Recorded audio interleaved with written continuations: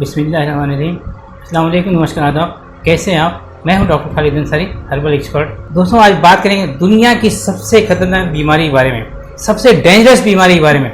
ऐसी बीमारी जो दुनिया में होने वाली सारी मौतों का दूसरा सबसे बड़ा सबब है। दोस्तों, आज हम बात करेंगे फालिज यानी पैरालिसिस के बारे में, जिसे ब्रेन स्ट्रोक भी कहते हैं। दोस्तों, आज की वीडियो में हम जानेंगे फालिज क्या है, क्यों होता है, इसके कारण, लक्षण क्या है, इसके बचाव क्या है। दोस्तों, फालिज इतना खतरनाक मर्ज है कि एक चलता फिरता इंसान, एक सेहतमंद इंसान मफलूज होकर बिस्तर से लग जाता है। WHO के आंकड़े के मुताबिक अगर देखा जाए तो दुनिया के अंदर हर सेकंड के अंदर एक आदमी फालिज से अपनी जिंदगी हार जाता है। एक आंकड़े के मुताबिक हर साल हमारे देश के अंदर 10 लाख से ज्यादा फालिज के शिकार होते हैं और इसमें से 30% लोग बड़ी मुश्किल से सेहतयाब होते हैं और 30% से ज्यादा लोग इसमें मर जाते हैं और जो बचते हैं या तो मजबूर हो जाते हैं या माजूर हो जाते हैं। आलमी सतह पर अगर देखा जाए तो दुनिया के अंदर सबसे ज्यादा मौतें हार्ट अटैक से होती है, दूसरे नंबर फालिज पे होती है और तीसरे नंबर पे जो मौत होती है वो कैंसर से होती है। लेकिन जितनी डेवलप्ड कंट्री है उनके अंदर अगर देखा जाए सबसे ज्यादा मौतें फालिज के अंदर होती हैं। दोस्तों, अगर बात की जाए फालिज क्या है,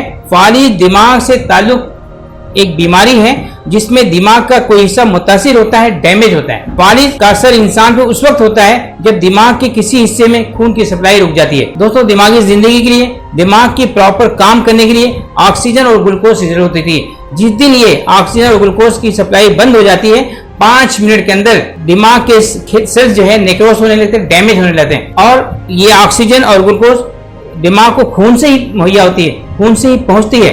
दिमाग के किसी हिस्से की सप्लाई रुकने की 2 वजह होती है। एक वजह यह होती है कि दिमाग के जो सप्लाई करने वाली रगें हैं उसके अंदर कोई खून का लोथड़ा फंस जाए या फिर किसी वजह से उसमें खून जम जाए तो इसकी स्ट्रोक कहते हैं। ये लगभग 90% होता है। दूसरी वजह जो खून रुकने की है, दिमाग को पहुंचाने वाली रगें फट जाएं या रप्चर हो जाएं, ये इसको हेमोरेजिक स्ट्रोक कहते हैं। ये लगभग 10% होता है। अगर इसके कारण की बात की जाए, सबसे पहले नंबर पे जो है सबसे बड़ी वजह इसकी जो होती है वो हाई ब्लड प्रेशर होता है, यानी हाइपरटेंशन। हाइपरटेंसिव मरीज में ब्लड प्रेशर हमेशा बढ़ा रहता है, हमेशा दबाव बनाते रहता है। हाई ब्लड प्रेशर को साइलेंट किलर कहा जाता है। ये हाई बीपी के अंदर उस वक्त तक कोई अलामत नहीं जाहिर होती जब तक किसी पार्ट को बीपी की वजह से नुकसान न हो जाए। अगर हाई बीपी का असर दिल पे आता है तो हार्ट अटैक होता है। अगर हाई बीपी का असर गुर्दे पे आता है तो किडनी फेल्यूर होता है। अगर हाई बीपी का असर आंख पे आता है तो दिखाई नहीं देता है। अगर हाई बीपी का असर दिमाग पे आता है तो फालिज की शक्ल में आता है। दोस्तों, दूसरी वजह फालिज होने की डायबिटीज है या ब्लड शुगर। ब्लड शुगर की वजह से इंसान के खून जो गाढ़ा हो जाता है और ये ऐसा मर्ज है जो किसी भी आज़ा को नुकसान पहुंचा सकता है, किसी भी मर्ज को बढ़ा सकता है। और तीसरे नंबर पे बीड़ी, सिगरेट, तंबाकू, मसाला, गुटखा, सेंधी, शराब, ये सारी चीजें जो है फालिज को बनाने वाली हैं। ये सारी चीजें फालिज का सबब हैं। आइए बात करते हैं वो कौन से फैक्टर हैं जो फालिज को बढ़ाते हैं। सबसे पहले जहनी तनाव या स्ट्रेस। अगर किसी डॉक्टर से पूछेंगे कि ये फालिज क्यों होता है, क्या फैक्टर्स हैं जो उसको बढ़ाते हैं, तो सबसे पहले वो कहेंगे कि जो है हाइपरटेंशन है, डायबिटीज है, सिगरेट है, शराब है, ये सारी चीजें। लेकिन अगर किसी फालिज शुदा मरीज से पूछेंगे, पैरालाइज पेशेंट से पूछेंगे, तो सबसे पहले ये कहेगा कि जहनी दबाव की वजह से ऐसा हुआ है। अमेरिकी स्ट्रोक सेंटर के डायरेक्टर डॉक्टर हावर्ड कहते हैं, अगर आप अपना स्ट्रेस कंट्रोल नहीं करेंगे, बीपी बढ़ेगा और बीपी बढ़ने की वजह से खून गाढ़ा हो जाएगा, चिपकने वाला हो जाएगा। ऐसे में कोई जो है फुटकी रगों में जम करके फालिज का सबब बनेगी, खून की सप्लाई रोक देगी। दूसरी वजह जारियत पसंदी है, मतलब कि जज्बाती होना। जो लोग जज्बाती मिजाज होते हैं, जारियत पसंद होते हैं, जो साजिश में और तोड़ जोड़ में ज्यादा हिस्सा लेते हैं, ऐसे लोगों की कैरोटिड आर्टरीज मोटी हो जाती है। कैरोटिड आर्टरी वो आर्टरीज है जो दिल से खून को लेकर के दिमाग तक पहुंचती है, गर्दन के जरिए से गुजरती है।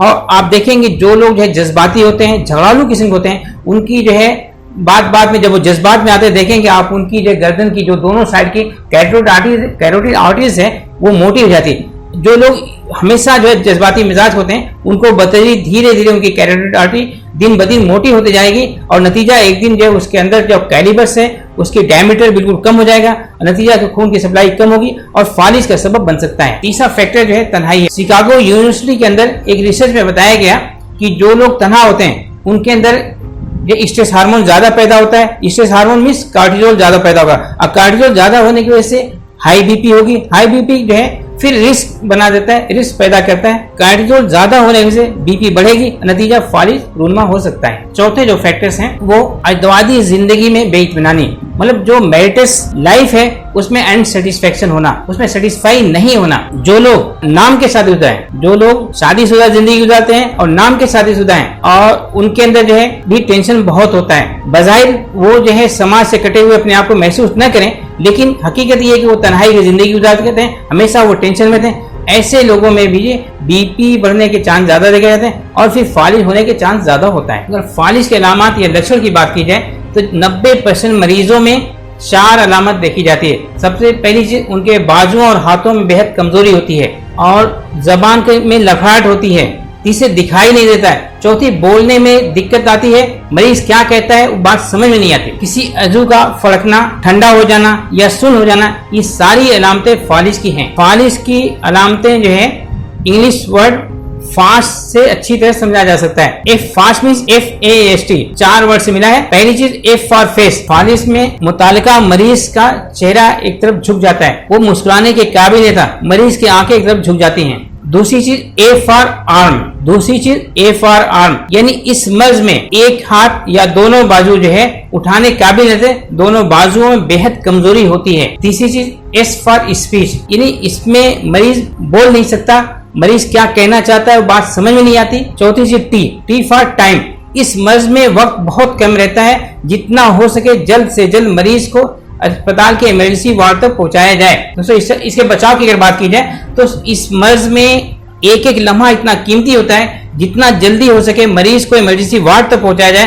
तो उसके ठीक होने की संभावना उतना ज्यादा रोशन होता है। इस मर्ज में मरीज को ज्यादा से ज्यादा शहद और पानी का इस्तेमाल किया जाए, इसमें खाना जितना हो सके तर्क कर दिया जाए। और तीसरी चीज, इस मर्ज में नियमित तौर पे खास एक्सरसाइज करा जाए, जिससे इसके मर्ज को ठीक होने की संभावना कई गुना बढ़ जाती है। चौथी चीज, इसमें नींबू पानी का रोजाना एनिमा दिया जाए, जिससे मरीज को जल्दी ठीक होने की संभावना होती है। और इसके इलाज के ताल्लुक से हम दूसरी वीडियो में तफसील बताएंगे।